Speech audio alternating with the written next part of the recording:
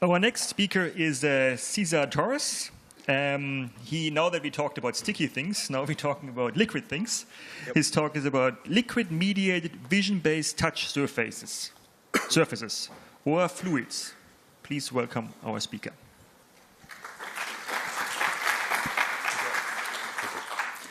Hi, everybody. Thanks for sticking around for the last session of this morning.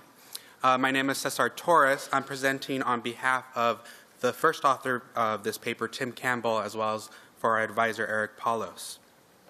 This work was conducted across the Bay at the University of California, Berkeley, and today I'm excited to present Fl.UIs, or a fluid user interface that looks at how new types of touchscreens can be made by the hands of makers.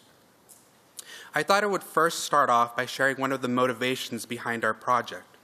This work was very much motivated by a new media text by the name of the virtual window. In this, Anne Friedberg traces the development of the modern computer screen from Alberti's perspective to Microsoft's desktop, and builds much of her theory from the architectural window. She quotes Frank Lloyd Wright, "Were glass eliminated now from buildings, it would be, so far as our buildings have gone, only like putting our eyes out. We could not see or see into the building. We have gone so far with it as to make it the eyes of the building." For Friedberg, the glass, the screen, the window have very much filtered our senses, allowing only sight to pass through, and thereby capturing our attention. Screens have become a central point of interaction, the eyes, so to speak, of most interactive devices.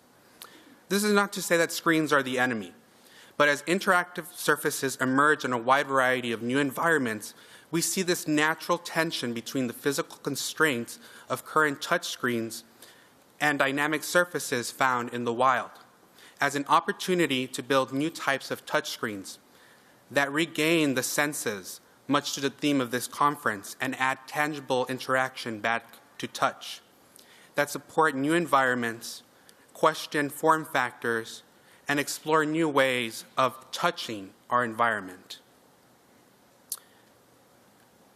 We present Fl.UIs. These surfaces are fabricated to contain a sealed colored liquid. In response to touch, the Fl.UIs create color changes by displacing the liquid guided by the shape of the surface.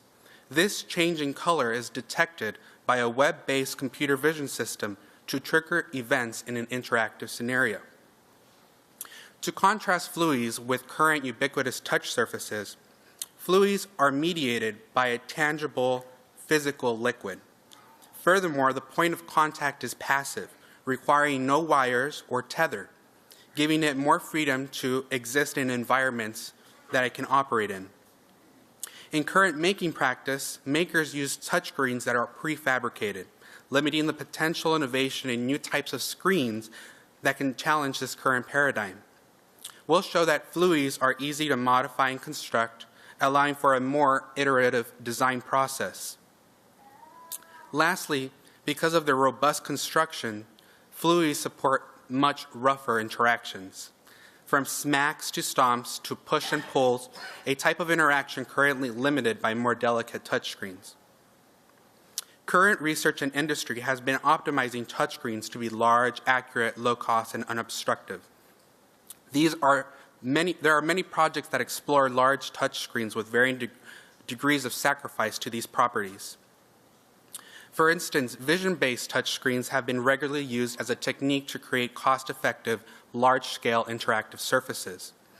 The avant-garde of touchscreens begins with some low-cost techniques recently developed by Hahn, such as frustrated total internal reflection, which uses edge-lit LEDs and recovers touch using the optical properties of light.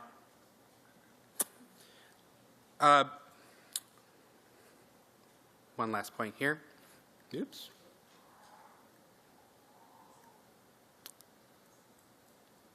There we go.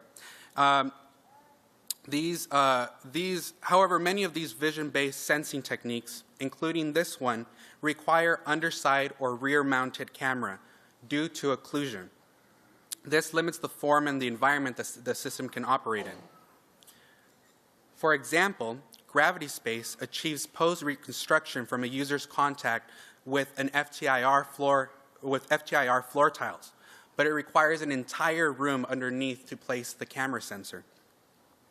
Deformable materials have been explored as tangible interfaces. Coupled with the vision-based systems, they have been shown to recover input from the deformations.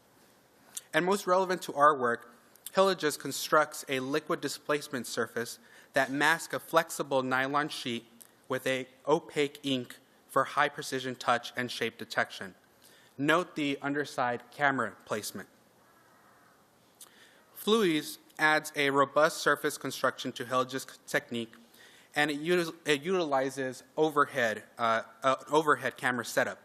And although we sacrifice 2D input, the Fl.UIs workflow is a fully featured prototyping tools for non-experts as well as professional interaction designers to create low-cost, bespoke touch surfaces. As such, we have developed an online maker-friendly toolkit for designing and building these surfaces. I'll briefly go over the construction process. However, more details are found in our paper and website. Firstly, Fl.UIs are made of common maker-friendly materials such as acrylic, cork, mylar, water, and ink, and the costs range to about $15 per square foot. We use a laser cutter to lay out sheets and construct a pressure vessel with different shapes. The layers of material are stacked. It begins with a base, followed by a gasket and a flexible layer. A load ring is used to hold this together by nuts and bolts, and a nut plate is used to help aid in the assembly process. Lastly, a liquid is added to the chamber, and rubber legs are placed to elevate the surface to allow gravity to let the liquid return to its starting state. Notably, the form or shape of the Fl.UI influences its function, and therefore designing a Fl.UI is very much designing an interaction.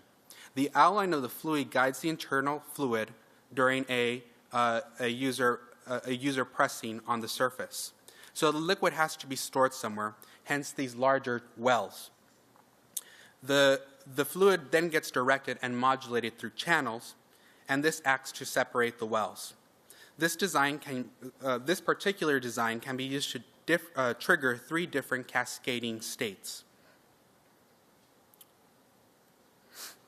We made a web app to allow for an iterative design process. Using Paper.js, a user can upload a closed path and generate the proper geometry for the pressure vessel to then be used in a laser cutter.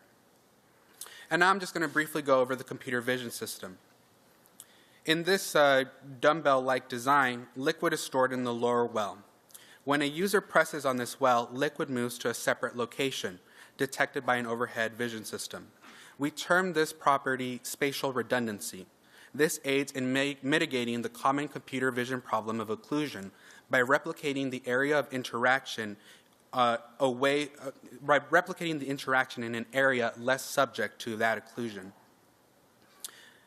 In an online web app, we create input events when color regions are triggered.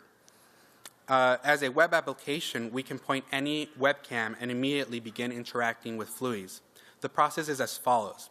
A user defines a region of interest, in this case, the part that says Bell on the screen. And the computer vision system calculates the hue saturation histogram and uses it to identify areas of that frame that have a particular color. An event listener is attached that tracks the proportion of colored pixels over time and fires an event when a threshold is above or below a user-defined value. As more users gain access to these DIY tools, the simplicity of the Fl.UIs design process has potential applications for design education. We foreground an iterative design process that couples both tangible user interface design and hardware as well as software. There is no electrical components or wireless protocols, allowing most of the design to be spent around interaction design rather than debugging electronics. Because these tiles are decoupled from powered electronics, Fl.UIs bode well for public spaces and are robust enough to handle the wear of an installation. We imagine playful stomping as inputs to a larger environmental interaction. Of course, Fl.UIs are not without their own limitations. In our experience with building Fl.UIs, we found that thickness and viscosity of the mediating liquid matter a lot and produces very different effects. The process is also time-consuming, taking about 20 minutes to construct a Fl.UI, and currently we're limited by the size of the laser cutter bed. We believe both problems can be mitigated or alleviated by laser welding. We also see an opportunity for developing more refined CV techniques around the system, such as recovering 2D touch and tracking a Fl.UI within a scene. We'd like to thank the anonymous TEI reviewers, our early collaborators and sponsors. And while we only touched on a few types of devices that can be built with the Fl.UIs principle, the software has been released online, and the code will be made available at the conclusion of the conference. Also, I'd love to talk with folks that are interested in design tools in the Maker DIY area. Thank you.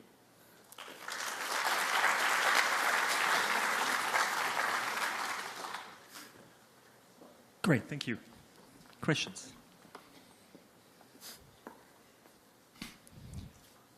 Can I start off with a question? Because you said the types of fluids matter a lot. Can you tell us a bit more about which fluids you experimented with and which ones you want to try? Yes, absolutely. So we tried a water-based solution, and that got us many of the effects of like a waterbed effect. But we also tried an oil with a suspended pigment. And what we found there was that you could create these kind of waterfall effects. You would push this oil liquid to the upper extremities of the Fl.UI, and it would take time for that liquid to fall down. And so we theorized that we could potentially make an application that is based on this kind of temporal feedback, where it's timed based on how that oil is falling back down to the bottom state. Did you say you can, or did you try that? We did try that. And? It was successful. Yeah, it worked. Cool. Yes, hi, Phil Feldman, UBC, Baltimore County, Maryland. Have you tried magnetic fluids? That's actually one of the projects within our lab, using ferrofluids as a mode of also providing output. At this time, we didn't try it because for controlling these ferrofluids, you would require magnets and electromagnets to try to create dynamic responses within a surface. And we wanted to really decouple the hardware behind the touch from having any electrical component. Right. I'm just wondering, but the reverse would also be true, isn't it? That you manipulate a magnetic fluid and it creates electrical fields that you can sense? Right. Absolutely. Well, in that case, it would still require that a sensor be placed in order to detect those fluctuations. Okay. Good. All right. Let's thank our speaker again. Thank you. Cesar?